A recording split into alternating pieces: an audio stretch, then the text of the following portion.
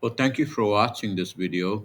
In this video, uh, I'm going to discuss how to add inventory product information in QuickBooks Online. So let's get started. I'm going to go to QuickBooks Online. Okay, so I'm on uh, QuickBooks Online. So first you go to from the let's get start from the dashboard here. So select sales and then the products and services. So this is where you add your new products for inventory. Okay, so you just click new one and then inventory. Okay, so you don't need too much information, but basically, so that you need to fill out, uh, provide all that information. So before I do that, I'm going to go to the one I have in here. It will give you more description here, information. So I'm going to select filter only the inventory type here.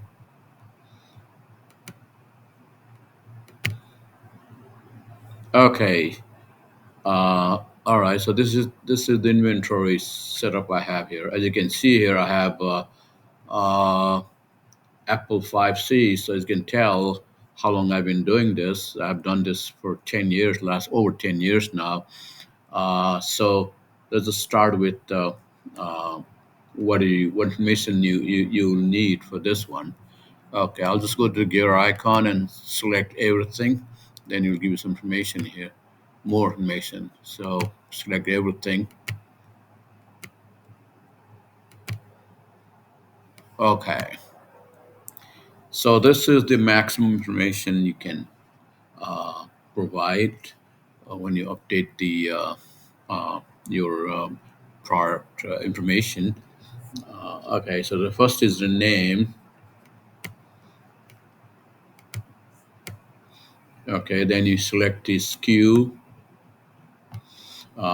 So this one is if you want to create a SKU, that's fine. If you don't have it, so SKU is basically the way it works is you can you can put your own create your own SKU, or normally if you're buying from some vendor, they may have their own SKU. Like for example, Apple phone.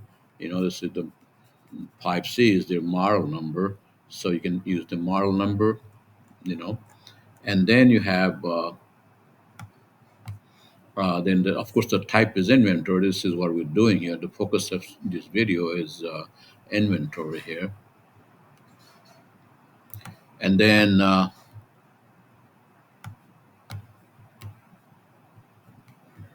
your sale price. Okay, so this is the sales description. Okay, so this is the one you will see when you create your invoice or sales receipt. So whatever you want to show it on sales sales invoice, so that's your sales description. And then the income type, where do you want to post this uh, sales from your invoice to QuickBooks chart of accounts. So in this case, I have a product income, sale of income. This is basically linked to your chart of accounts, So in your chart of accounts, it's in here. See the chart of accounts. So you select the account from your, the sales, whatever account you have in here. See, I have a sales income, and it could be just sales or product income. Normally, if it's for income, it will be your product income, and it's not the service type.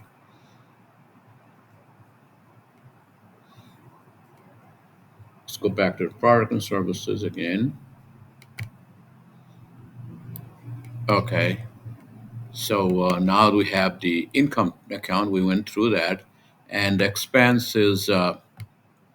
Uh, let's just filter this by inventory only. And so basically the expenses for inventory is always cost of goods sold type. is before the gross margin. So you'll select the cost of goods sold account, you know, okay, and the inventory. Let's see, what is this? Inventory account is a default account. You don't need to do anything. Just whatever it's QuickBooks, select some account. It will basically say inventory asset. Don't try to create another one or new one. Just stay with the inventory asset account. The one is a default one. And the purchase price is purchase description. So this is for the when you want to buy this inventory from a vendor, from a supplier, and you may want to create a purchase order or something, you know. So you need information for the vendor, the purchase order type. So it's basically right here. It goes in here, the product and service information to create a purchase order or enter in QuickBooks. Okay. So now the purchase description is done. Okay, so the sales price is this is the one sales price.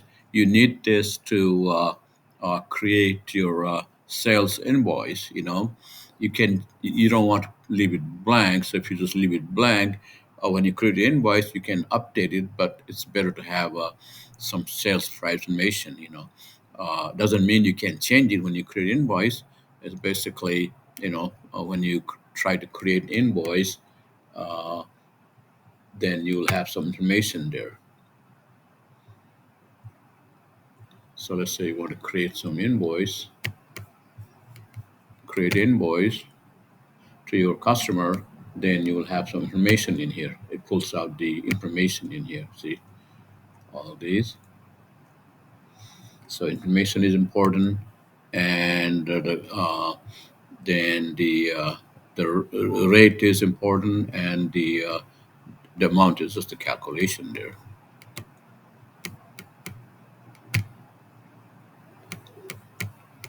Okay, so now let's go to the product and services again. Okay, so we went through.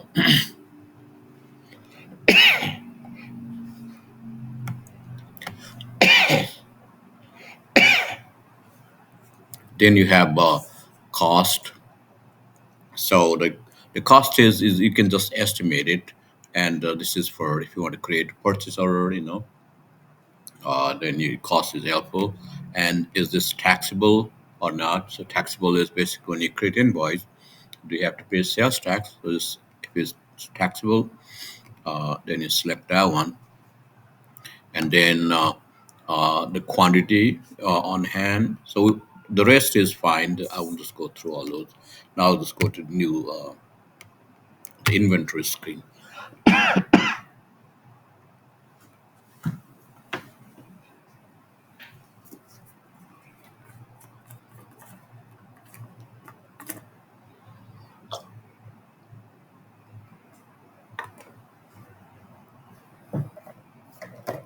Okay.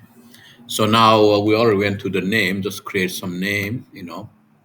Whatever you want to create. Name, and then the SKU. We already went through that.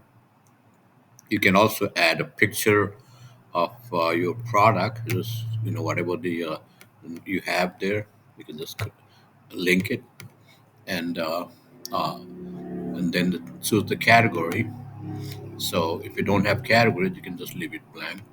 But it's better to have a category, then it will be easy to filter it, like this. Okay, and then when you start, it's basically it's always zero. So don't try to do anything, it automatically add to your inventory. So start with quantity always is zero unless you are importing, but normally it's just start with the zero.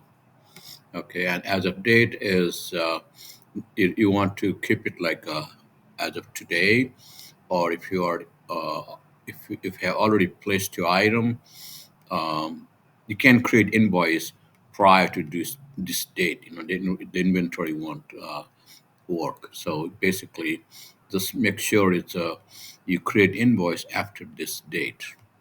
Okay, the reorder point. At this point, you may not have it.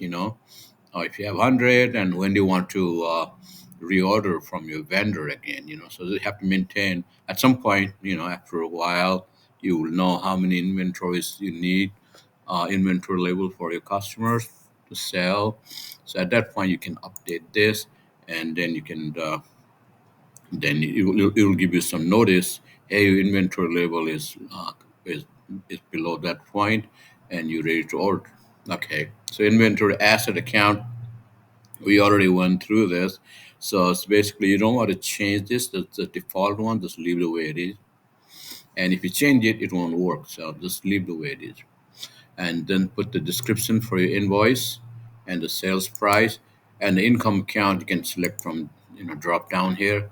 And normally, whatever it's your personal, whatever is right for your business. So the product income is fine. You're selling products, not services. Okay, and the taxable or not taxable. If it's taxable, it comes from your taxable table. So if it's different, then it's a non-taxable. You can select a non-taxable, but it comes from your sales tax module. Okay, and then so if it's a standard one, then you just select the standard one. Normally, you will have the standard one. Some state they may have a additional local, and then that get a little bit complicated. But this hopefully it's a standard one.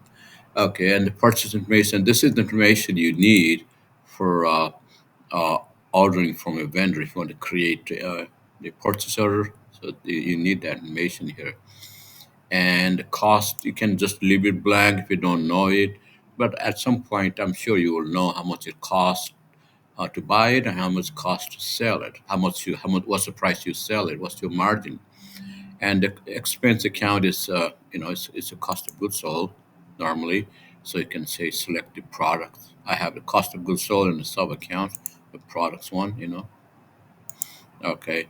And so basically, and then the preferred vendor, you can just leave it blank or, something if you want to select a preferred vendor. That's fine. That's all information you need on this one. So the way it works is, let's say your information is accurate. The sales price minus your cost price is a gross margin. Let's say it's in here, $100, and your cost, let's say it's a $60. So it's basically the difference between sales price and cost is uh, is $40. So that $40 is your gross margin. That's the whole point. And when the QuickBooks does the average, sometimes it's possible you bought it for 55, so now the gross margin is different. So it's possible you sometime you bought it for 65. It could change, right? So the gross margin is different on this one. So it will just do the average cost, uh, based on your inventory load, first in, first out. Okay, so that's the whole purpose of this video. Hope it's helpful. And the next video, I'm going to talk about how to enter it. So you have to, once you create all these products and services, so it's ready to go. You can buy it, you can sell it now. So now, when you want to buy it, you go to the vendors. You can go to vendors from here too. Expenses, you have vendors, right? So that will be on my next video. So now you can create transaction from here. So normally, if you want to create, you know, you have to decide whether you want a purchase order or no. It's not mandatory. You can just buy it directly. Pay by your credit card or bank or whatever. So just select the next. That's my next video, and it goes to the item details. So in here, when you have the expense form, you'll see two items here. One is the category detail. So that one is just directly goes to your profit and loss. And for inventory, it always the item detail. So this is where you add your inventory purchases. All right. So that's the next video. Uh, Thank you for watching this video, and uh, be sure to subscribe to our next video. Thank you again. Bye.